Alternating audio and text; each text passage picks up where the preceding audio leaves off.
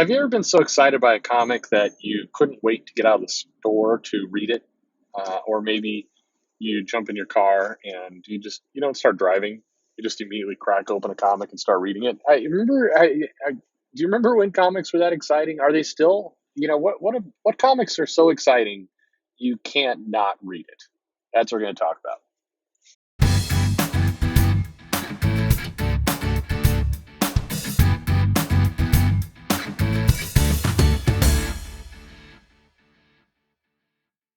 Hey there, this is Perch.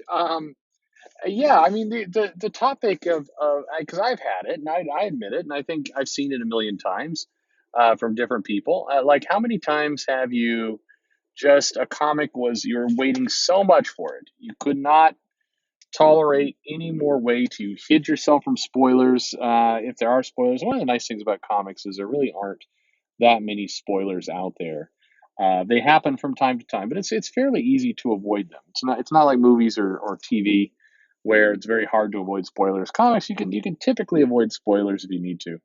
But have where you were so excited to read something, maybe the last issue left you with such a cliffhanger, or maybe it wasn't necessarily a cliffhanger, but you love the creative team so much that the second you got home, you quickly opened that bag and went straight for the comic, or even more, just you couldn't even leave the store. You were gonna just hopefully buy your comic, and then you're just gonna kind of drift off out of the way, off to the side, open your bag, and just read that comic. How many of you have had that?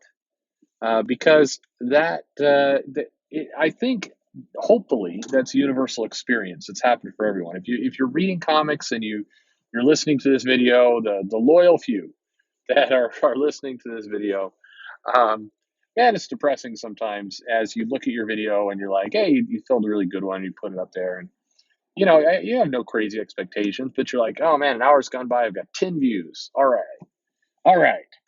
And then you see like the recommended for you, and you see like just some big loudmouth a hole, and it's like a video uploaded 40 minutes ago, 120,000 views. And you're like, ah, Jesus, why are people listening to this guy? Why? Good Lord. Anyway, um, no, the point is, I think if you're a comic fan and you've been in this business for a long time, then you know this feeling, the feeling of getting so excited about something you just had to read it. And you can look back and see that even when the Dark Phoenix saga was first coming out, and there were people who were reading, right there in the grocery store. They're just like sit right down on the tile floor and crack it open and get through this because they're so excited to see the next issue. Or more recently, I mean, Civil War was that way for me. And in some cases, the Civil War I had mixed feelings about. I'm not saying that was the most amazing series, but it's clearly a transformational series for the Marvel Universe at the time. Unless you bought the X-Men and nothing else, Civil War felt like it was going to impact everything you did, and then it was late as well in some parts. So, not late like current late, not Doomsday Clock late, but it had some lateness. Anyway, it was a comic that as soon as you could, you open it up and you read it. And a lot of Marvel events have been that way for me. Sometimes the issue is just so good.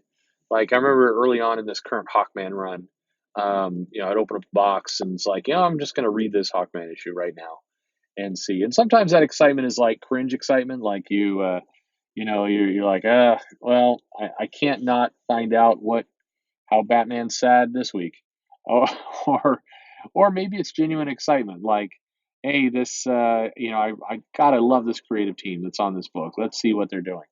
And so I have this question I ask people from time to time, and I think it's a good litmus test for yourself. And that is, when you have your stack of books, or you have the things that you're buying, the things you're putting your money to, what title are you going to first? What title is your first read? Let's say you're buying 6, 10 issues. They're there in the stack. They're there in the bag. There's always going to be one you're going to read first. It's not like you're not like eating cereal or anything. You're not just going to reach into the bag, pull a comic out, and just start reading it. Those people are nuts. You're going to look at them. You're like, okay, well, I'm going to read this one first. I'm going to save this one for later. And typically, what people find is that there's the issue that they've just got to read right now. They're really looking forward to it. That's the first issue out of the bag. They're going to read it.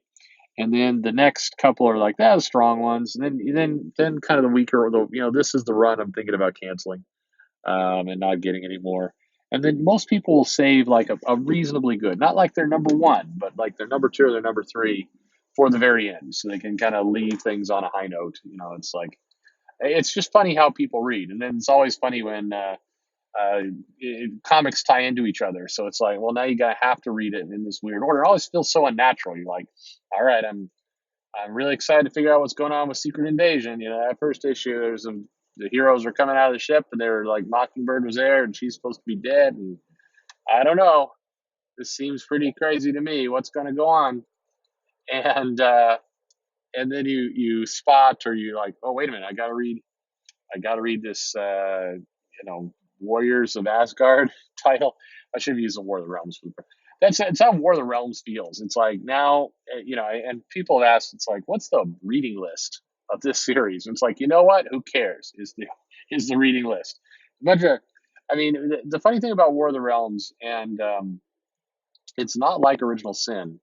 War of the Realms has been the issue where it's like the setup was pretty clear from the first issue. It's like, hey, there's a portal opening up, and a bunch of the crazy Lord of the Rings armies are coming in. Oh God, see, I'm yawning. I'm yawning now from describing this comic.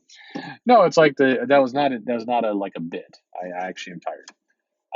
Anyway, the War of the Realms is going on, and the armies are coming in, and then they're going to take over all the planet, and then the heroes going to have to fight, in kind of D&D style, these things. You know how I've talked about in the past how there's these themes that run through comics, and that was kind of irritate me because the writers, creators do not know restraint. So it was like Game of Thrones is really popular, and you have all these people saying, "You will bend the knee, you will defend the wall, you know nothing." And you got all. It's like, okay, we get it. You got your HBO Go subscription. That's nice. But you're seeing all these Game of Thrones references, and it seemed like starting from a couple months ago, suddenly like a bunch of the creators were like, "Hey, I used to play Dungeons and Dragons when I was a kid, and it was cool, and then it wasn't cool anymore, and everybody laughed at me. And now I'm writing comics, and damn it, I'm putting in some D&D references. Hey, Middle Earth, yeah." I mean, there seemed to be this kind of resurgence of these kinds of topics, and that's kind of how War of the Realms, especially the crossovers, have started to feel. It's like, hey, here's a chance to have Spider-Man in a crazy helmet of understanding, and he can talk with the horse, and they're doing all this medieval stuff with the fantasy. That's kind of how it comes across. Anyway, you can read that in any order. I swear to God, the first issue, it's like, all right, the armies are here, and then it's like it doesn't matter. Pretty much, you just read the War of the Realms, the main series from time to time, but all the tie-ins, it's like, does this issue have to come before this issue? Nah, doesn't matter. Just just read it, whatever. Here's Spider-Man's got a helmet over here, and he doesn't over here, and Punisher's doing something over here, and there you go. Nobody cares. Just whatever. Just I don't mean to say, I like Jason Aaron a lot as a writer. I don't know, this whole thing went off the rails, but I like him a lot as a writer. He's a nice guy, very very nice guy, good to fans and everything else. And I have nothing against the guy, and I'll stand up. I liked his Thor run. I liked it. I liked the God Butcher part. I thought the Thor is unworthy part was good. I thought the Jane Foster thing was actually clever. I thought it was a clever use of Jane Foster. I had no issues. It sold really, really well. I mean, people will take shots at it, but that title sold well, and it was fine. I mean, she did something new. I'll give it that. It didn't feel like just it didn't it, like compared to the Riri Williams Iron Man debacle. I mean, that one felt like it just came out of nowhere and went nowhere and then ended nowhere. Whereas Jane Foster's as Thor, it's like, okay, there's a long-time Thor character, and there's a cancer thing going on. There's a tease and a hook here, and she's struggling, and oh no, she's dying, and Odin doesn't like her, and then she earns his respect and doesn't die, and then Thor has hammers again, and whatever. It's like, cool. There's some stuff going on, no problems. Um, but War of the Realms has been such a I mean, it was just too many titles. It was an absurd amount of titles, so it's hard to take seriously from the very beginning.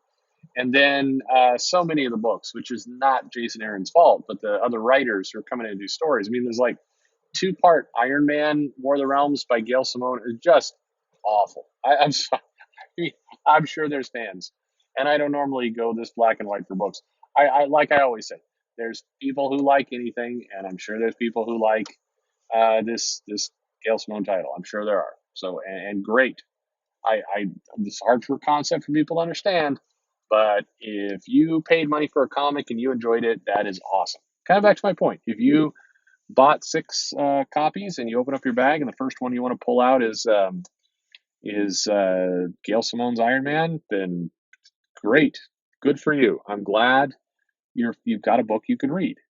I I I, I would like you to come to my store because I've got extras you could have there on the shelf there, discount. You can have them. Um, again, no, not throwing shade. It's just, these comics. It's like it just seemed like a opportunity where all the comic creators got together and said, "Hey, yeah, let's do Lord of the Rings." And this may is just my imagination, but I kind of picture Jason Aaron like, "You jerks, get out of my get out of my story." Like I've been building to this War of the Realms thing for like 5 years now, and now you people want to come in and do your D&D cosplay. Jerks. That's how I picture it. I'm sure it's not that way at all, but that's kind of how I picture some of this going down. But what comic do you read first? Does this strike a chord with you? Is it familiar for you? Do you have a like your favorite title you got to read? And have you ever been so excited about a comic that you had to read it kind of right there in the bag, right in the store, just immediately because you're just so anxious to get to it? It's a good feeling. It's an agonizing feeling to get to the end of it. And you're like, that 22 pages went by fast, and now what? But it's there's some titles I think you read and you're in for a good read, like Deathstroke. I think that is a comic where it's not the first comic I go for, but I feel like I'm in for a good story when I do go for it. So there you go. Black Science. I will typically read Black Science, pretty quick as soon as it comes in because I'm like I like this story. I like this idea. I'm interested in the concepts and cool. But like East of West, for me, that's a title I will drop what I'm doing, and it's like, all right, there's a new East to West. I'm reading it, and I will read that one kind of right away. And it's like I'm always left with the same feeling of like that comic went by quick, and damn Hickman in his big full white pages with like two sentences on them. That's not, you are the anti Bendis, sir. That's what you are. But what about you? What comics do you like? Just you have to read, and you're really excited about. And do you have the same kind of thought process of like, hey, there's some comics I read right away. There's some comics I'm kind of confused why I'm paying the money for them, and some in the middle, and that's kind of how it goes. Do you have that excitement? Let me know. Leave a comment. Like, subscribe, click the bell for notification, please. I need your valuable clicks because that's how I get my tequila. So thank you, and appreciate your time. Thanks for listening.